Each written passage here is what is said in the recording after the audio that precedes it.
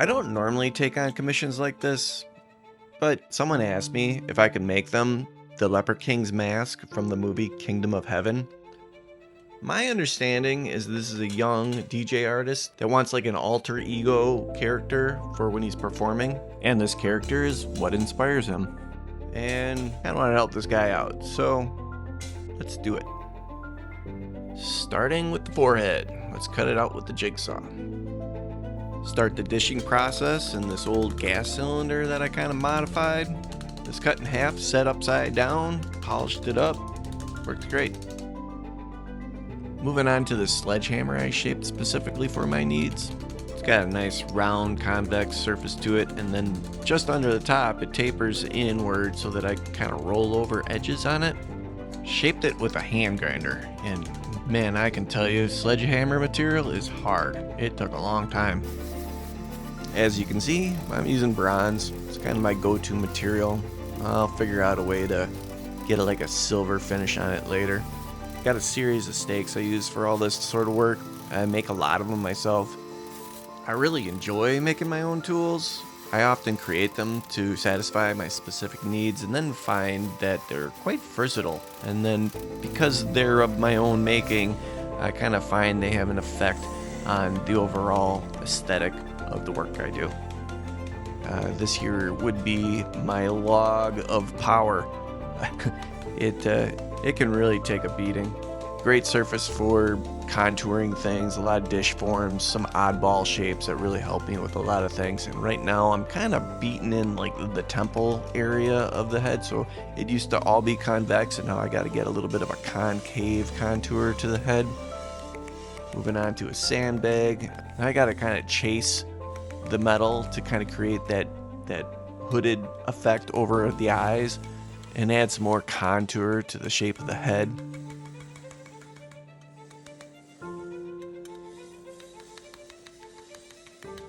Got a series of different hammers with different radiuses on them, kind of a different cross peen on both those little ones. By the way, I kind of custom ground some just regular ball peen hammers in order to get the shapes that I need.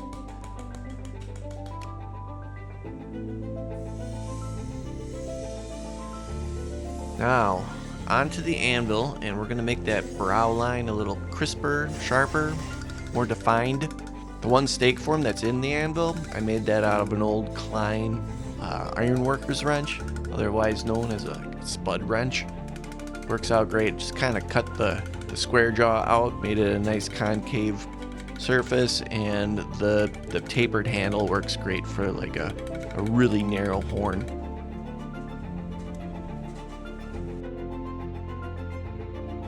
Going to be making it in different segments. As you can see, I kind of already built the nose and welded it in, and then we got to grind and clean it up a little bit, and it's starting to come together pretty nice.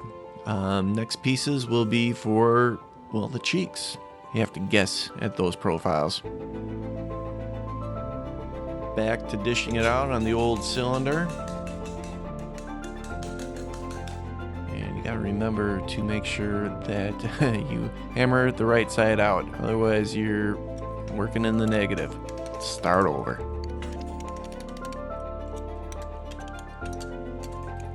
Moving on, gotta continue with adding more shape and contour to the cheeks. This is kind of a laborious, a lot of back and forth sort of process, looking at the reference, tweaking things as you go. Thoroughly exercise that old carpal tunnel.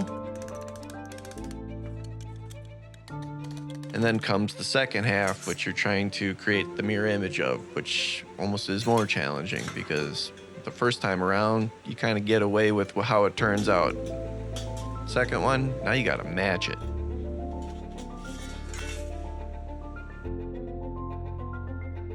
Coming along now, just need to work on that upper lip.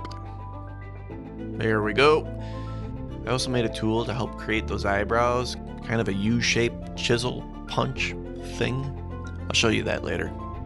I'll have to remove some of the material there to make way for the ears. Welding in the eyelids now. They're pretty thin, small pieces, so I gotta take it nice and slow, tack by tack. Also, we'll be welding up all the interior welds, make sure it's nice and clean on the inside, or relatively clean. Look at that, it works. Here's that tool that I told you I made. I needed to make it out of something really hard, so I used the bar out of an old broken quick grip. And I'll be using it to punch in the hair texture for the eyebrows and goatee.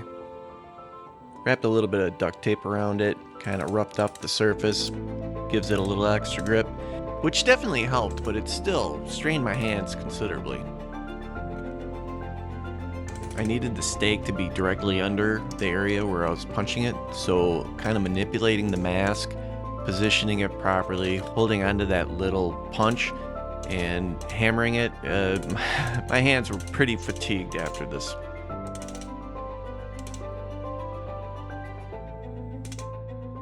Alright, on to the silver effect. Haven't really used this product before. It's like a silver plating solution. You kind of rub it in, buff it off, rub it in, buff it off, and it eventually gives you a thin coat of silver on the surface. A lot more work than I thought, but it turned out pretty good.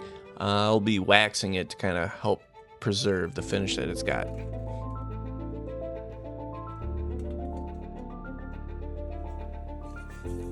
Kind of a creepy looking inside.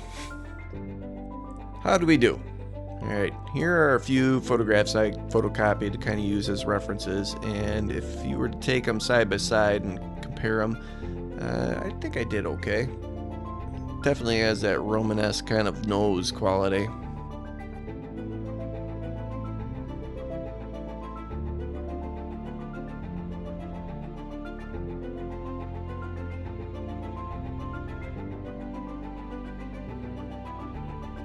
Now got to figure out how to actually strap it to your head. So I put these little buckles on it and made this leather strap piece, kind of a three-way strap, and it could be adjustable to anyone's head. And I'll put a little bit of foam padding on the inside of the face, kind of elevate it to the right height and try to make it more comfortable. Here we go. Let's try this thing. I put some felt in there, kind of fit it to my face. Maybe it'll be useful to you. I don't know. Alright, Japan seems to hold on pretty good.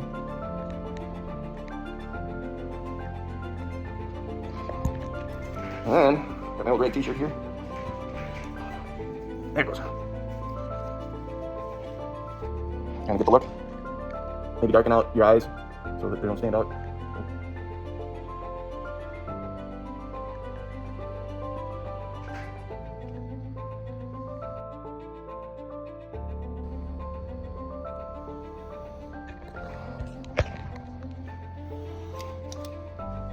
Hope it works for you.